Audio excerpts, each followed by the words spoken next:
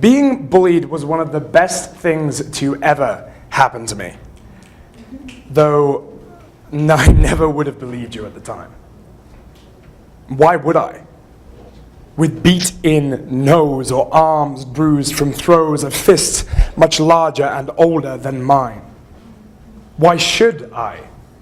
With insults and names spat without shame from the mouths of all those that surround me. How could I? With my psyche a mess, unable to address the torment and conflict I felt. And neat and formal aside, the only repetition that existed there was the constant worry of who would be around a corner at school.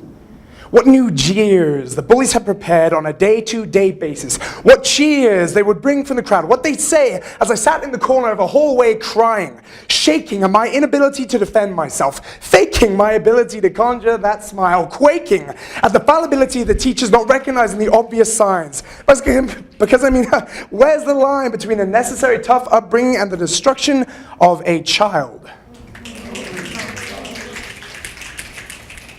What's British boarding school rules and what's being too cruel? And yet, though I never would have believed you at the time, it was because of them that I am who I am and that I am able to stand before you and rhyme.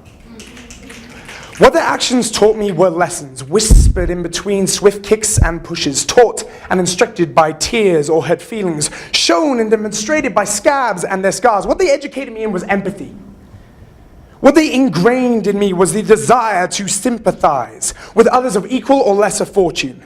The bullied, the oppressed, and the ostracized, the excluded, the mistreated, the ones that turned to their lockers to hide their tears, denied of inclusion by the rest of the cool kids. What they gave me was pain. And though I never would have believed you at the time, I find myself grateful for it now. Not for the people's elbows, WWE, or the fun that was poked casually, but for the insight it gave me into what it can feel like to be treated as a joke.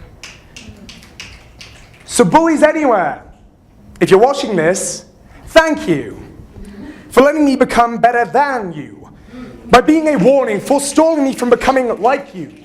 Because pushing me into the locker room floor was what pushed me to score higher on tests, standardized and socially. Both standardized and social, until I became what you see before you now. Most of the time you probably didn't even realize you were doing it. But ironically, it made me into a better person. Made me into a stronger person, both mentally and physically, so now I can wake my ability to defend myself, words or muscles, make my face into a smile or a snarl for tussles, take matters into my own hands if I see you oppress another person, and hopefully never cause pain to worsen another person's life, because I'll never hit you. That was just to make pattern and a rhyme. Because though I'll catch your fist headed towards another person's face, it's word and example that are the best use of force, though I would have never believed you at the time. And bullied everywhere. Though I'm not going to say what you're going through is some kind of sick gift, it can teach you. It's probably the only thing that got me through it all, Learn to never be that way.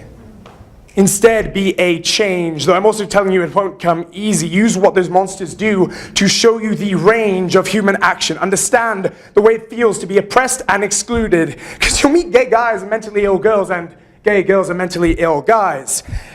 And all other manners and forms of pain in your life. And what's happening to you now could be what shapes you into the person you need to be, not only for you, but for others. Could form you into a helping hand, a needed shoulder, a single voice that stands defiant against the rest of that jeering crowd and stops this happening to others just like you. That's what you can be, you beautiful soul. Though I know you won't believe me at this time. Thank you.